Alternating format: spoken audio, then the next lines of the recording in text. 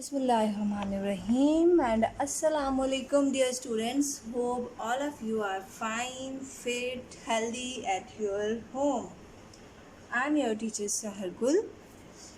Okay, we are now moving towards our first chapter, that is operations on sets. क्या है operations on sets? यानी कि sets पे operations.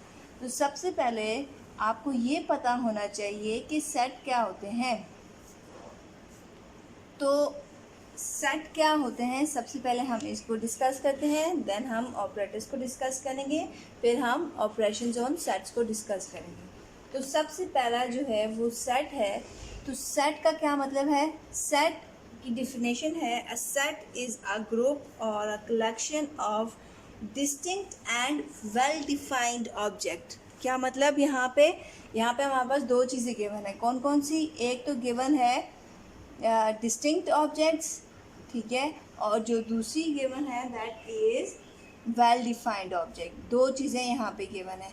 अब जब तक ये दो चीज़ें सेटिस्फाई, दो कंडीशंस हैं, ये सेटिस्फाई होंगी तो इसका मतलब है वो क्या कहलाएगा? सेट। सेट का मतलब ही क्या होता है? कलेक्शन, मजमुआ, किसी भी चीज़ का मजमुआ, ठीक है।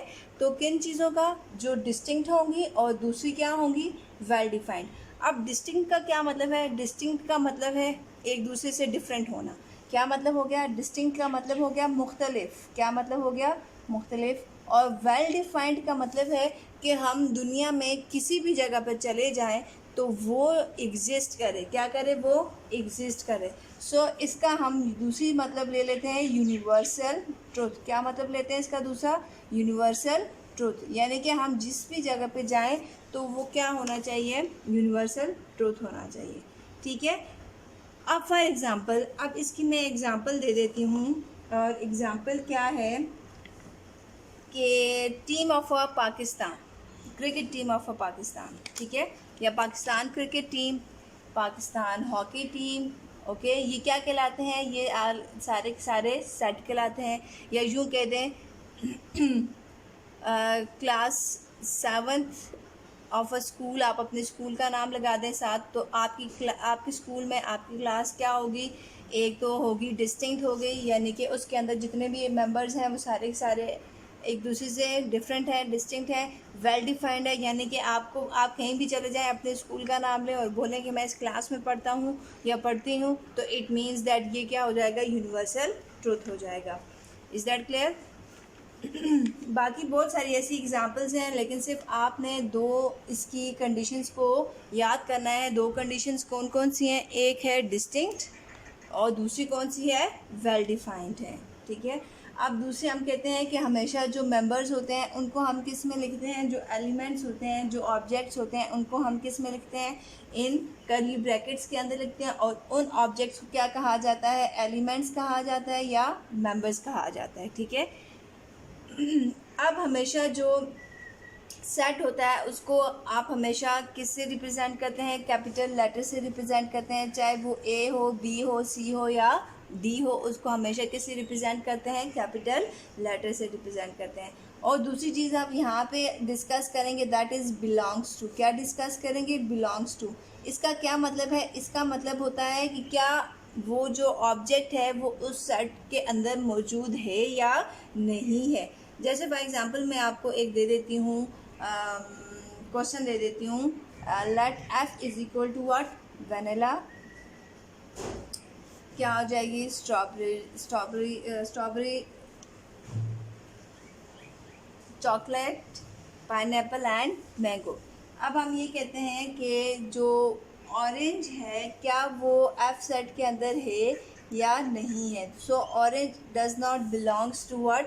Set F.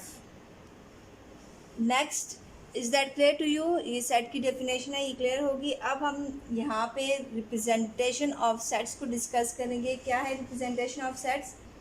Representation of sets हमेशा तीन फॉर्म में रिप्रेजेंट की जाती हैं। पहली है डिस्क्रिप्टिव फॉर्म में रिप्रेजेंट की जाती है, दूसरा जो है वो सेट बिल्डर नोटेशन में रिप्रेजेंट किया जाता है, और तीसरा जो हम अमूमन यूज़ करते हैं यूजली जो हम सेट के लिए यूज़ करते हैं that is tabular form.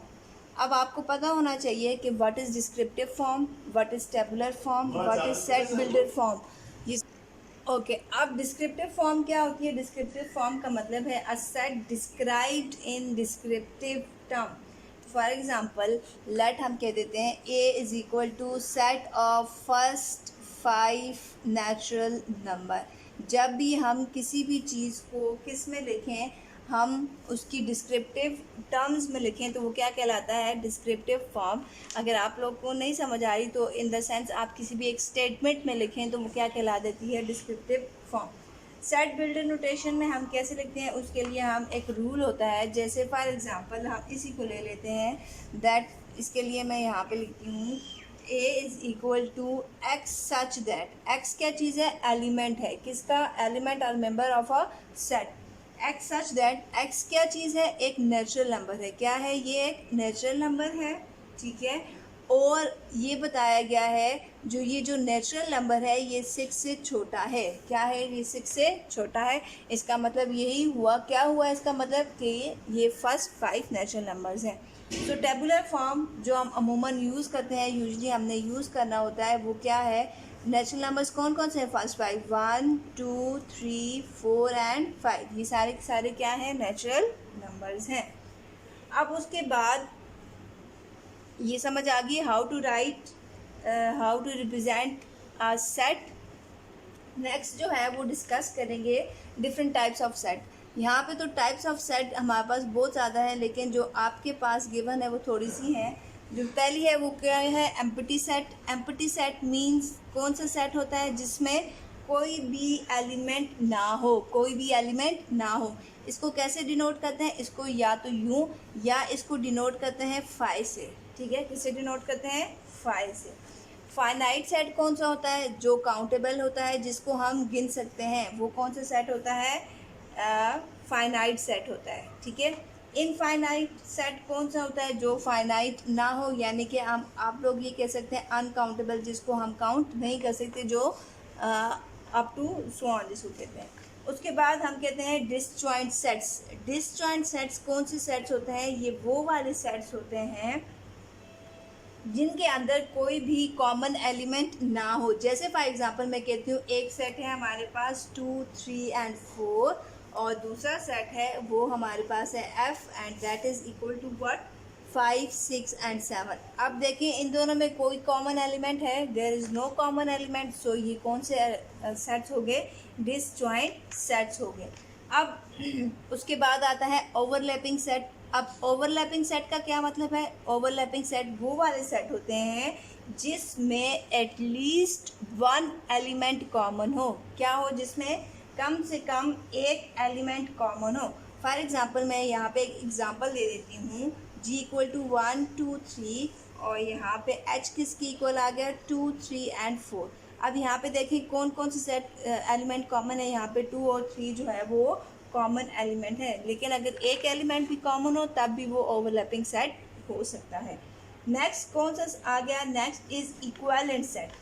Equivalent sets का क्या मतलब होता है? इक्विवेलेंट सेट्स और इक्वल सेट्स में हमेशा बच्चे कंफ्यूज हो जाते हैं, ठीक है।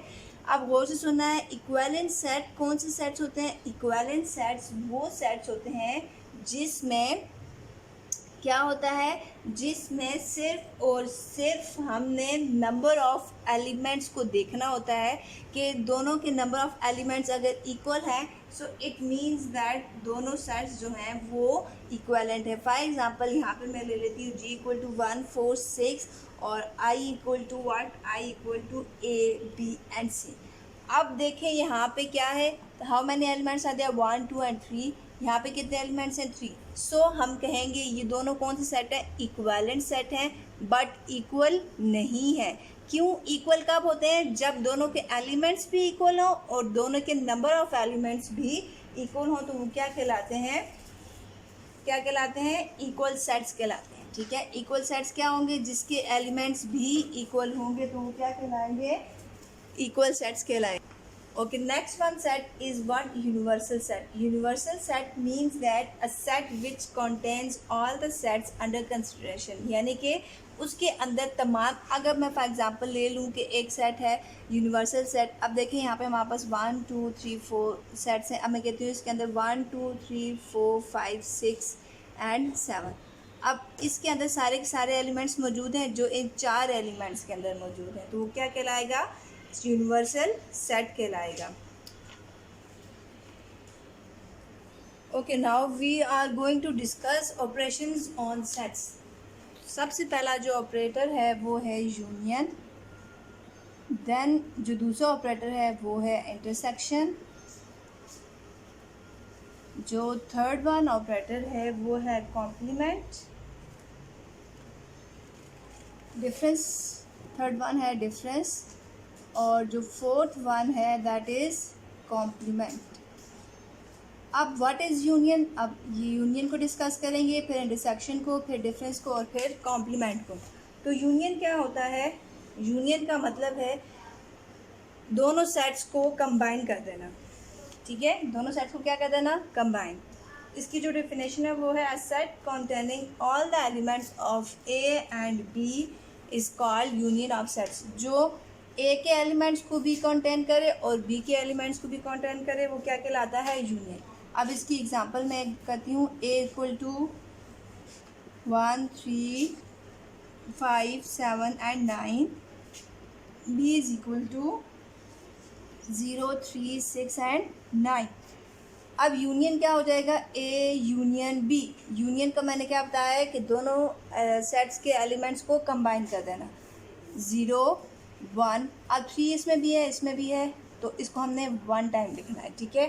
देन 5 6 7 9 इसमें भी है इसमें भी है तो इसको हम किस टाइम? 1 टाइम लिखेंगे। So what is union? The combining of set A and set B, you can say that a set which contain all the elements of set A and B.